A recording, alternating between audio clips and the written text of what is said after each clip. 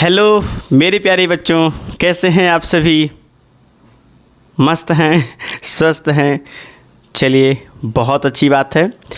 मेरे प्यारे बच्चों, एक बार फिर से मैं आप सभी के सामने मौजूद हो गया हूँ एक प्यारा सा कंटेंट लेकर के। आपको मालूम है कि हम वर्ब टॉपिक को पढ़ रहे हैं। पहले क्लास में हमने बताया कि वर्ब क्या होता है, हकीकत में वर्ब कैसे बना है, इसको मैंने बताया। वो वर्बम से बना है, इसकी एक मीनिंग होती है, और जब हम इसको किसी सेंटेंस में सब्जेक्ट और ऑब्जेक्ट के साथ फिट करते हैं ना, तब दोस्तों इसमें एक्शन का होना या ना होना पाया जाता है। तो वहाँ पर एक्चुअल फॉर्म में हम इसको वर्ब का दर्जा देते हैं।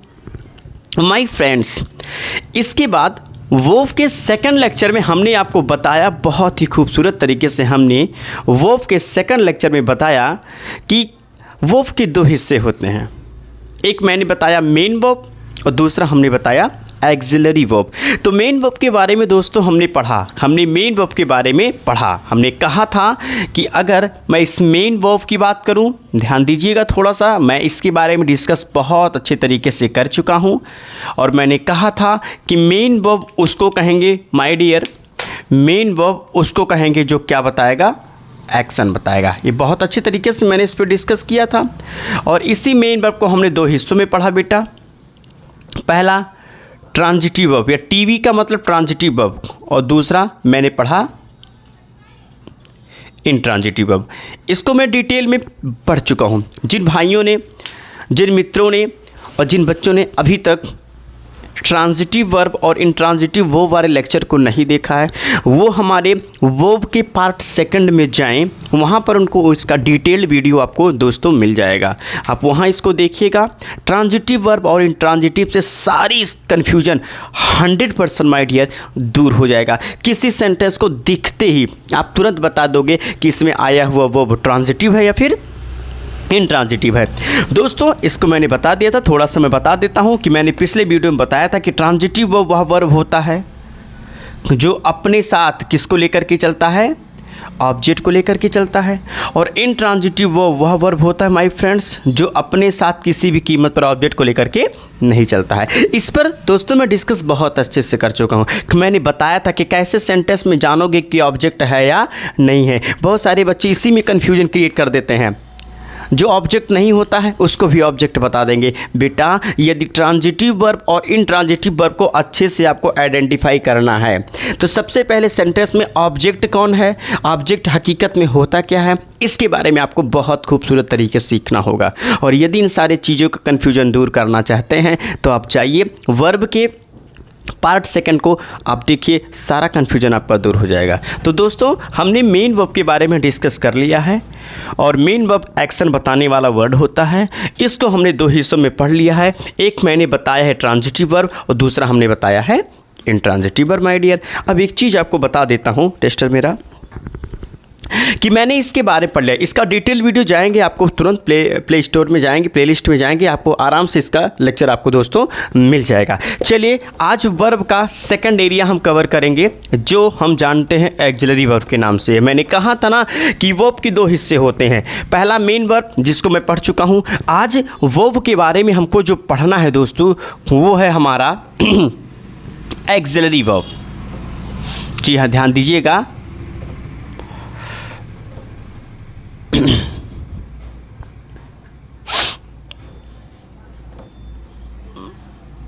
जी हाँ, आज दोस्तों जो हमको पढ़ना है वो है हमारा कौन सा वर्ब, एक्सिलरी वर्ब। थोड़ा सा ध्यान दीजिएगा।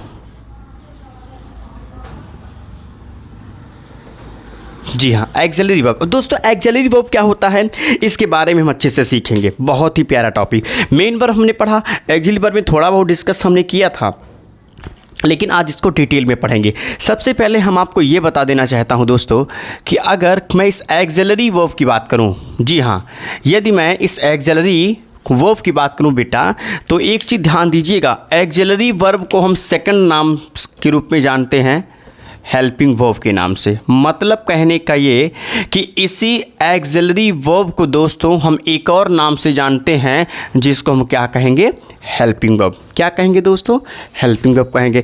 एक्सिलरी वर्ब को ही हम हेल्पिंग वर्ब के नाम से जानते हैं माय फ्रेंड्स। लेकिन सुनिएगा, इसी एक्सिलरी वर्ब को दोस्तों हम दो हिस्सों में बांट करके चलेंगे। मतलब ये जो एक्सिलरी वर्ब है हमारा, जिसको हम हेल्पिंग वर्ब्स के नाम से जानते हैं दोस्तों, लेकिन इसी को हम दो पार्ट में पढ़ेंगे। ध्यान से चीज़ों को समझिएगा। यही हेल्पिंग वर्ब किसी भी सेंटेंस में दो तरीके से हमारे सामने नज़र आता है माय फ्रेंड्स। ध्यान से चीज़ों को समझिएगा, आपको बहुत अच्छे से सब समझ में आ जाएगा। पहला, जिसको हम कहेंगे प्राइमरी एक्सिलरी वर्ब। जी हाँ, पहला जिसको हम कहेंगे प्राइमरी वर्ब, और दूसरा दोस्तों मॉडल्स वर्ब। दूसरा क्या है, मॉडल्स वर्ब। ठीक है, ध्यान दीजिएगा। एक चीज़ आपको बता दो दोस्तों, आप ये सोचिए कि सर जी आपने हमको मेन वर्ब पढ़ाया और मेन वर्ब में हमने आपको ट्रांजिटिव और इंट्रांजिटिव के बारे में बताया, तो आपके दिमाग में क्वेश्चन आना चाहिए कि सर जी आपने ट्रांजिटिव और इंट्रांजिटिव तो बता दिया, आपने ट्रांजिटिव और इंट्रांजिटिव क्या होता है इसके बारे में तो आपने डिस्कस कर दिया सर जी, लेकिन इसका एक्चुअल में यूज कहाँ होता है, इसका फंक्शंस कहाँ आएगा। तो दोस्तों जब हम इसको वॉइसेस पढ़ाएंगे ना, तब आपको बताएंगे कि ट्रांजिटिव और इंट्रांजिटिव का एक्चुअल में फंक्शंस क्या होता है। इसको हम वॉइसेस के टॉपिक में बहुत खूबसूरत तरीके से समझेंगे। यहाँ आप बस इतना ही जानिए कि ट्रांजिटिव वर्ब को कैसे आइडेंटिफाई करेंगे सेंटेंस में, और इंट्रांजिटिव वर्ब को सेंटेंस में कैसे आइडेंटिफाई करेंगे, इसके बारे में मैंने डिस्कस कर दिया है ना। चलो फिर आगे देखते हैं। आज हम पढ़ रहे हैं एक्सिलरी वर्ब के बारे में। एक्सिलरी वर्ब को हम हेल्पिंग वर्ब कहते हैं। हेल्पिंग वर्ब को दोस्तों हम दो हिस्सों में पढ़ेंगे। एक हमारा होता है प्राइमरी वर्ब, मैंने कहा एक हमारा होता है प्राइमरी वर्ब, और दूसरा होता है दोस्तों मॉडल्स वर्ब। अब इन्हीं के बारे में बहुत अच्छी तरीके से हम डिस्कस करेंगे। आइए समझते हैं। प्राइमरी वर्ब की बात करूं तो इसमें तीन वर्ब आते हैं। प्राइमरी वर्ब की बात करूं दोस्तों तो इसमें तीन वर्ब हमारे सामने निकल कर आते हैं। पहला बी, दूसरा डू, और तीसरा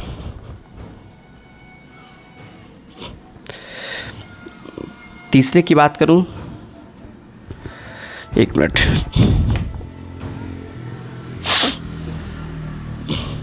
तीसरा है,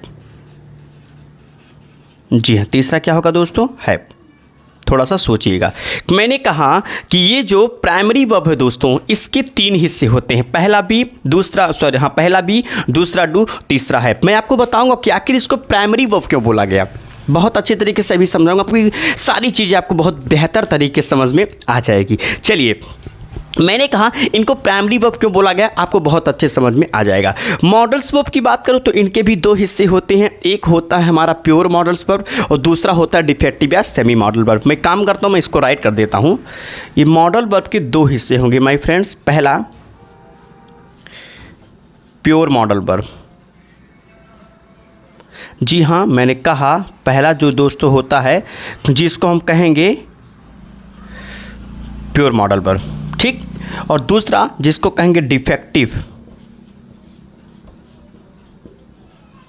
डिफेक्टिव या फिर सेमी मॉडल वर्ब। जी हाँ, सेमी मॉडल्स वर्ब। ध्यान से चीज़ों को समझिएगा। हमने कहा माय फ्रेंड्स, हमने कहा ये जो हमारा हेल्पिंग वर्ब है इसको हमने दो हिस्सों में बांटा। एक मैंने बोला प्राइमरी वर्ब और दूसरा हमने बोला मॉडल्स वर्ब। अगर मैं प्राइमरी वर्ब की बात करूँ तो इसको मैंने तीन हिस्सों में बांटा, बी, डू और हैव। और अगर मैं मॉडल्स वर्ब की बात करूं दोस्तों तो पहला मैंने बताया प्योर मॉडल वर्ब और दूसरा हमने बताया डिफेक्टिव या फिर सेमी मॉडल्स वर्ब। सबके बारे में अच्छे तरीके से सीखेंगे। सबसे पहले हम आपको ये बताएंगे कि बी, डू, हैव इनको प्राइमरी वर्ब बोला क्यों गया दोस्तों। बहुत ही बेहतरीन लॉजिक है, इसको अभी मैं आपको बता रहा हूँ। इसके बाद बताऊंगा कि हकीकत में मॉडल्स वर्ब क्या होता है। काम करिए, पहले इसको आप राइट कीजिए, फिर मैं आपको बता रहा हूँ। ओके, जल्दी से नोट कीजिए।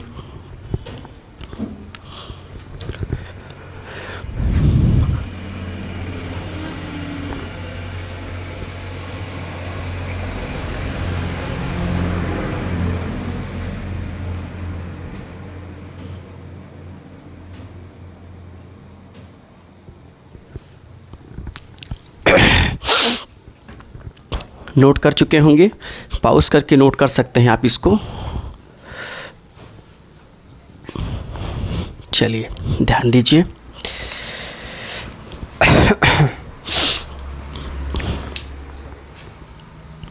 ओके ओके,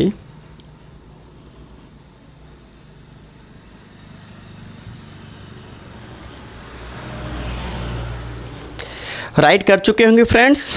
तो मैं एक काम करता हूँ, इरेज करता हूँ, अब प्राइमरी वर्ब के बारे में डिस्कस करता हूँ, ध्यान से समझिए। ठीक, चलिए फिर देखते हैं। सबसे पहले we will discuss about the primary verbs. We are going to discuss about the primary verb, that what is the function of primary verb in the sentences. So please concentrate it. My friends, सबसे पहले discuss हम करेंगे primary verb से। आइए समझते हैं। जी हाँ,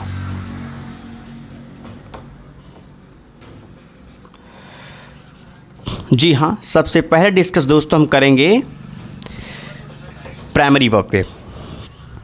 ध्यान दीजिएगा। यदि मैं प्राइमरी वर्ब की बात करूं दोस्तों, तो मैं बता ही चुका हूं कि ये जो प्राइमरी वर्ब है इसके 3 हिस्से होते हैं। पहला हमने बताया बी, ध्यान दीजिएगा, और दूसरा हमने बताया डू, और तीसरा दोस्तों हमने बताया हैव। अब थोड़ा सा ध्यान दीजिएगा, मैं डिस्कस करूंगा कि आखिर इसको प्राइमरी वर्ब बोला क्यों गया। पहले काम करता हूँ, मैं बता देता हूँ। इस बी से दोस्तों 3 चीज़ें निकलती हैं, हालांकि मैं इस पे डिस्कस कर चुका हूँ, लेकिन फिर भी देख लीजिए। इस, एम और आर। बी का ये फर्स्ट फॉर्म कहा जाता है, और बी का दोस्तों सेकंड फॉर्म वास और वर,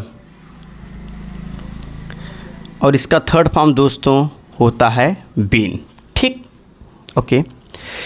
is, am, are, was, were, been, ये बी से निकलते हैं। अगर ये प्राइमरी वर्ब है दोस्तों तो ये भी प्राइमरी वर्ब होगा।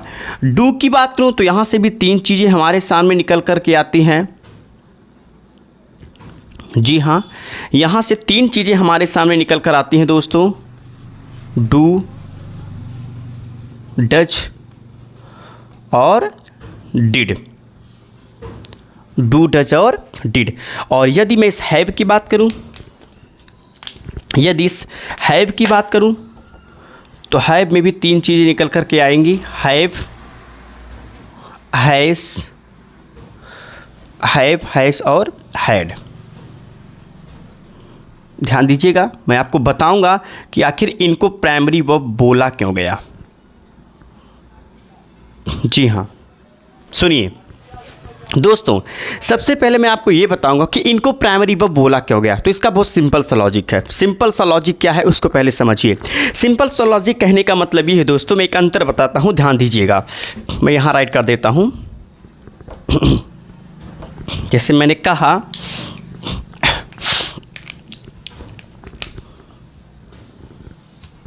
एक छोटा सा सेंटेंस मैं राइट करूँगा आपके सामने। हमने कहा दोस्तों कि यू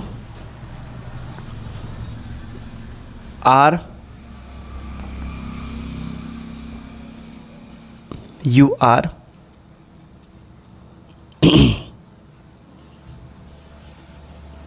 ईटिंग फूड। दोस्तों एक क्वेश्चन मैंने लिखा, यू आर ईटिंग फूड। अब अगर आप यहाँ पर देखोगे दोस्तों, तो यहाँ पे ये जो सबसे पहले लिखा है, ये सभी को मालूम है कि हकीकत में ये क्या है दोस्तों, सब्जेक्ट है। सॉरी, थोड़ा सा लिखने में गड़बड़ हो जाता है। हकीकत में ये क्या है दोस्तों, सब्जेक्ट है। आर की बात करूं दोस्तों, यदि इस आर की बात करो, मैंने 2 चीज़ आपको बताई थी कि कोई भी सेंटेंस आपको दिखे तो जहां एक्शन होगा वो मेन वर्ब होगा, और जहां एक्शन नहीं होगा वो आपका हेल्पिंग वर्ब होगा। तो दोस्तों अगर इस ईटिंग की बात करूं, ईट मतलब खाना, कोई चीज़ उठाओगे खाओगे तो एक्शन होगा कि नहीं होगा, यानी इसमें एक्शन है, तो दोस्तों यहाँ पर ये क्या होगा, मेन वर्ब होगा। और अगर ये मेन वर्ब है तो 100% अगर इस आर की बात करूं तो ये यहाँ पर किसका काम कर रहा है, हेल्पिंग वर्ब का काम कर रहा है। तो कुल मिला जुला करके मैं आपको ये बताना चाह रहा हूँ। फिर यहाँ पर ये जो चीज़ लिखा है, कल मैंने बताया था यू आर ईटिंग वाट, तुम क्या खा रहे हो, वाट का आंसर मिलेगा। तो ये दोस्तों क्या होगा, ऑब्जेक्ट होगा।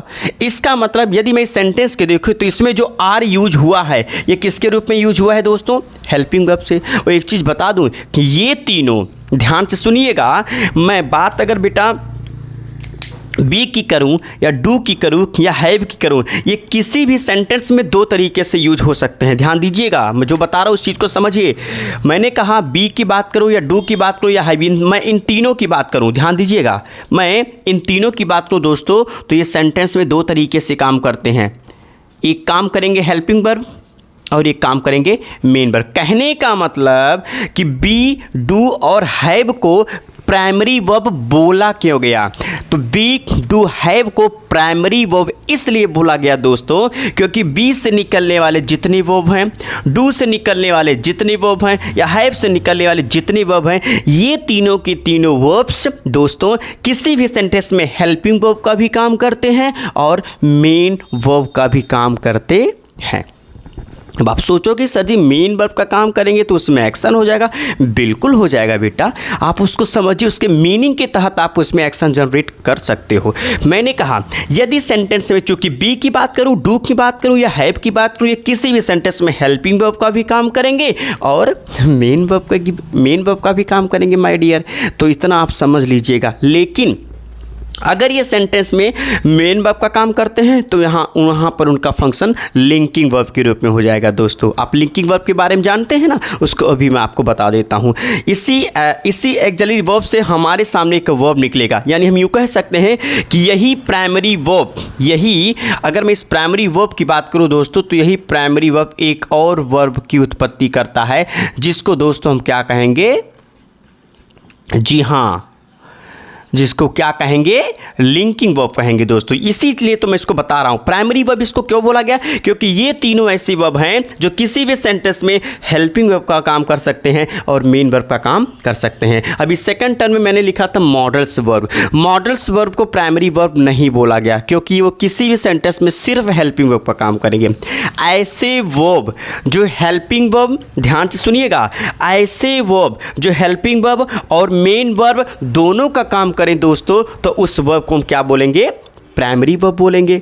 और ऐसे वर्ब जो सिर्फ हेल्पिंग वर्ब का काम करें उनको क्या बोलेंगे, मॉडल्स वर्ब बोलेंगे। हालांकि जब मैं मॉडल्स वर्ब पे डिस्कस करूंगा दोस्तों तो वहां मैं इसके बारे में आपको बताऊंगा अच्छे से। पहले फिलहाल अब सबसे पहले दोस्तों यहाँ पर इस चीज़ को सीखिए कि बी, डू, हैव को प्राइमरी वर्ब इसलिए बोला गया क्योंकि ये किसी भी सेंटेंस में हेल्पिंग वर्ब और मेन वर्ब दोनों का काम करें। जैसे यहाँ पर देख लीजिए आर हेल्पिंग वर्ब है, अब इसको यहाँ पर हेल्पिंग वर्ब क्यों बोल रहे हैं, क्योंकि इसके ठीक तुरंत बाद मेन वर्ब आया है। जब इसमें ईटिंग के रूप में मेन वर्ब आ ही गया है तो ये किसी भी कीमत पर मेन वर्ब का काम नहीं करेगा। अब अगर इसी के साथ मैं एक और सेंटेंस आपके सामने दोस्तों यहीं पर राइट कर देता हूँ, You are a teacher। दोस्तों एक सेंटेंस हमने लिखा है यू आर अ टीचर। अब अगर इस क्वेश्चन को देखें दोस्तों, यहाँ पर देखिएगा, अगर फिर से देखें तो यहाँ पर यू क्या होगा दोस्तों, सब्जेक्ट होगा। फिर इसके ठीक तुरंत बाद देखिए क्या लिखा है, टीचर। टीचर की बात करें तो ये हकीकत में नाउन है। क्या है दोस्तों, नाउन है। लेकिन जरा सोचिए अब ये ऑब्जेक्ट है कि क्या है। मैं फिलहाल ये ऑब्जेक्ट की जगह लिखा है दोस्तों, फिलहाल के लिए मैं अभी मान लेता हूं कि ये ऑब्जेक्ट है, लेकिन हकीकत में ऑब्जेक्ट नहीं है। मैं मान लेता हूं कि ऑब्जेक्ट है, बाद में बताऊंगा कि हकीकत में इसका फंक्शन क्या है। अभी मान लीजिए कि ऑब्जेक्ट है, लेकिन जरा सोचिए ये सब्जेक्ट ही ऑब्जेक्ट है। अब जरा सोचिए कि यहाँ ये सब्जेक्ट था, यहाँ ये ऑब्जेक्ट था, तो ऑब्जेक्ट के ठीक पहले यहाँ पर देखिए मेन वर्ब आया है। लेकिन आप बताइए क्या यहाँ ये अगर ये ऑब्जेक्ट है तो इसके ठीक पहले यहाँ कोई मेन वर्ब आया है दोस्तों, नहीं आया है। इसका मतलब यहाँ पर आर अकेले आया है, और अगर दोस्तों आर यहाँ पर अकेले आया है तो आर यहाँ पर क्या होगा, मेन वर्ब होगा। हेल्पिंग वर्ब कब होगा, जब ये किसी के हेल्प करेगा। जैसे इसमें आर हेल्प कर रहा है किसकी, ईटिंग की। जब ये हेल्प करेगा तो यहाँ पर ये किसी के हेल्प ही नहीं कर रहा है, यहाँ पर ये किसी का हेल्प ही नहीं कर सकता। हेल्प भी समान चीज़ों का कर सकता है, आदमी आदमी का हेल्प कर सकता है, मतलब लिविंग का हेल्प कर सकता है, नॉन। इसी तरीके से दिमाग में चीज़ों को रखिए। यहाँ पर अगर मैं इस आर की बात करूँ दोस्तों, तो आर यहाँ पर अकेले आया है। और याद रखना, यदि किसी भी सेंटेंस में बी, डू, हैव अकेले आते हैं दोस्तों, तो वहाँ पर इनका फंक्शन मेन वर्ब की तरह हो जाता है। और यदि किसी सेंटेंस में ये अपने साथ किसी एक्शन वर्ब को लेकर के आते हैं, तो वहाँ पर इनका फंक्शन कैसा हो जाता है, हेल्पिंग वर्ब हो जाता है दोस्तों। इस चीज़ को दिमाग में अच्छे तरीके से समझ जाइए। यहाँ पर आर के ठीक तुरंत बाद कोई ऐसा वर्ड नहीं लिखा है जिसमें एक्शन हो। अगर यहाँ एक्शन वर्ड लिखा होता तो वो एक्शन वर्ड वहाँ मेन वर्ब हो जाता माय फ्रेंड्स, लेकिन यहाँ पर कोई एक्शन वर्ब नहीं आया है, अर्थात यहाँ पर ये आर मेन वर्ब है। यहाँ पर आर के बाद ईटिंग एक्शन वर्ब के रूप में आया है, इसीलिए इसको यहाँ पर मेन वर्ब बोला गया और यहाँ पर इसको हेल्पिंग वर्ब बोला गया, क्योंकि यहाँ पर आर इसको मदद कर रहा है दोस्तों। हेल्प करेगा तो हेल्पिंग वर्ब हो जाएगा। तो मैंने बताया क्या, अगर बी, डू, हैव सेंटेंस में अकेले आते हैं तो वहाँ पर वो मेन वर्ब होगा। और इसी चीज़ को दिमाग में रख लीजिए, अगर ये सेंटेंस में मेन वर्ब के रूप में आते हैं तो यहाँ पर इनका फंक्शन लिंकिंग वर्ब जैसा हो जाएगा। एक चीज़ और बता दो दोस्तों, ये डू और हैव लिंकिंग वर्ब नहीं होंगे। लिंकिंग वर्ब का काम सिर्फ बी करेगा। इस चीज़ को भी दिमाग पे रखे रहिएगा, नहीं पता लगे डू आ जाए तो आप पूछो कि सर जी क्या ये भी लिंकिंग वर्ब? नहीं, लिंकिंग वर्ब में बी आ सकता है और कभी कभी हैव आ सकता है दोस्तों, डू नहीं आएगा। मतलब लिंकिंग वर्ब में हमें राइट कर देता हूँ, दो चीज़ें आएंगी। शायद नीचे दिख नहीं रहा होगा, मैं एक काम करता हूँ, मैं यहाँ पर राइट कर देता हूँ,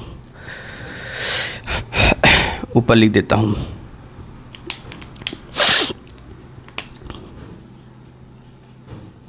लिंकिंग वर्ब दिख रहा है यहाँ। लिंकिंग वर्ब की बात करूं दोस्तों, तो लिंकिंग वर्ब में दो चीज़ें आ सकती हैं। जी हाँ, लिंकिंग वर्ब में दो चीज़ें आ सकती हैं। एक आ सकता है बी वाला फॉर्म और दूसरा आ सकता है हैव वाला फॉर्म। कैसे, मैं एग्जाम्पल देकर के आपको बताऊंगा, परेशान मत होइए। यहाँ पर आर बी से निकला हुआ वर्ब है, तो कहने का मतलब अगर प्राइमरी वर्ब में से बी वाला और हैव वाला मेन वर्ब का काम करते हैं तो वहाँ पर इसको क्या कहेंगे दोस्तों, लिंकिंग वर्ब कहेंगे। लेकिन अगर ये तीनों अपने साथ किसी एक्शन वर्ब को लेके आते हैं तो वहाँ पर इनका बिहेव कैसा होगा माय डियर, हेल्पिंग वर्ब की तरह होगा। तो हम उम्मीद करते हैं कि आपको ये समझ में आ गया होगा कि आखिर इनको हम प्राइमरी वर्ब क्यों बोलते हैं। सिंपल सी बात है, एक बार फिर से सुन लीजिए, ये तीनों किसी भी सेंटेंस में हेल्पिंग वर्ब और मेन वर्ब दोनों का काम करते हैं माय डियर, इसीलिए इनको हम प्राइमरी वर्ब कहते हैं। और अगर ये सेंटेंस में मेन वर्ब का काम करेंगे तो इनका बिहेव दोस्तों यदि बी और हैव के फॉर्म में तो लिंकिंग वर्ब जैसा हो जाएगा, ठीक। लेकिन डू के फॉर्म में है तो ये ऑलरेडी मेन वर्ब होंगे। इस चीज़ को दिमाग में रख रहिएगा। जैसे आप खुद सोचिए, एक एग्जांपल और मैं दे देता हूँ। जैसे हमने कहा I do not read, I do not read a book. दोस्तों अगर मैं इस क्वेश्चन को देखूं, I do not read a book, अगर मैं इस क्वेश्चन को देखूं तो बेटा यहाँ पर आई सब्जेक्ट है, नॉट लगा है। नॉट किसी सेंटेंस में बिना हेल्पिंग वर्ब के आ ही नहीं सकता। तो इसे नॉट से पता चला कि यहाँ पर जो डू आया है वो हेल्पिंग वर्ब है, क्योंकि नॉट जब भी सेंटेंस में आएगा वो अपने साथ हेल्पिंग वर्ब ले करके आएगा। इसके बाद अगर ये हेल्पिंग वर्ब तो रीड मतलब पढ़ना, इसमें एक्शन होगा, ये दोस्तों क्या हो जाएगा, मेन वर्ब। यानी यहाँ पर डू जो आया है वो हेल्पिंग वर्ब के रूप में आया है। लेकिन दोस्तों अगर मैं यहाँ पर ऐसा सेंटेंस लिख देता हूँ, मैंने लिख दिया आई डू माई वॉक। अगर इस क्वेश्चन को देखें दोस्तों तो आप यहाँ भी देख सकते हो। यहाँ पर अगर देखें तो आई की बात करें सब्जेक्ट है, डू की बात करें तो डू के ठीक तुरंत बाद यहाँ पर देखो दोस्तों कोई भी एक्शन वर्ब नहीं आया है, अर्थात इस सेंटेंस में डू मेन वर्ब का काम कर रहा है। इस चीज़ को दिमाग पे थोड़ा सा आप रखे रहिएगा। यहाँ पर डू के जस्ट बाद कोई ऐसा वर्ब नहीं आया है जिसमें एक्शन हो, मतलब यहाँ पर डू मेन वर्ब का काम कर रहा है। अब यहाँ पर डू मेन वर्ब का काम कर रहा है, इसका मतलब ये डू यहाँ लिंकिंग वर्ब नहीं होगा दोस्तों। लिंकिंग वर्ब दो चीज़ें हो सकते हैं, या तो बी या तो हैव, अगर वो मेन वर्ब का काम करते हैं तो हम उम्मीद करते हैं कि ये समझ में आपको आ गया होगा। एक काम करिए, पहले इसको लिखिए, फिर कुछ चीज़ें अगर टाइम ज़्यादा नहीं होगा तो बताएंगे। एक काम करिए, पहले इसको राइट कीजिए आप।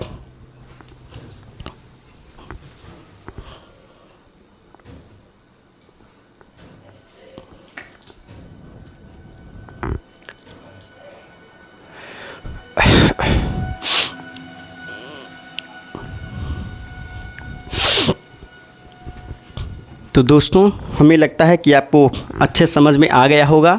अभी और भी कुछ चीज़ें हैं, बहुत सारी चीज़ें हैं दोस्तों। मैं लिंकिंग वर्ब के बारे में भी चर्चा करूंगा नेक्स्ट वीडियो में। मैं आपको बहुत डिटेल में लिंकिंग वर्ब के बारे में बताऊंगा। फिर कॉजेटिव वर्ब, मॉडल्स वर्ब, जितने वर्ब होंगे दोस्तों सारे के सारे वर्ब के बारे में मैं डिस्कस करूंगा और आपके सामने खूबसूरत तरीके से रखूंगा माय डियर। बस आपका साथ अखिलेश दुबे के साथ बना रहे।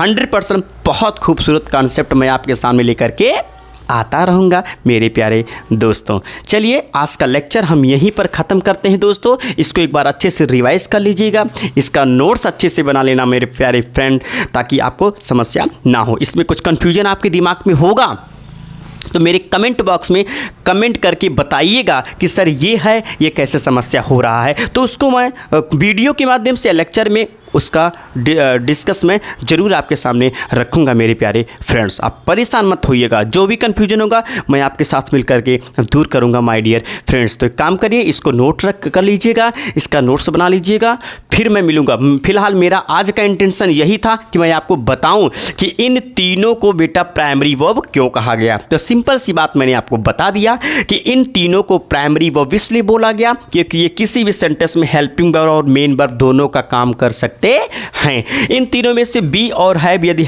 मेन वर्ब के रूप में आते हैं तो इन दोनों को हम लिंकिंग वर्ब का नाम दे सकते हैं। लेकिन कैसे, इसको मैं लिंकिंग वर्ब के टॉपिक में बहुत जल्द, मतलब हो सकता है कल के लेक्चर में मैं आपको बताऊं। बाकी डू का फंक्शन मैंने बताया कि हेल्पिंग वर्ब भी हो सकता है और ये मेन वर्ब, इसीलिए डू को हम प्राइमरी वर्ब के अंतर्गत में रख दिए माय फ्रेंड्स। तो इतना नोट करिएगा, राइट करिएगा। मिलेंगे आपके साथ एक नए वीडियो के साथ नए क्लास में, तब तक के लिए good night my dear friends.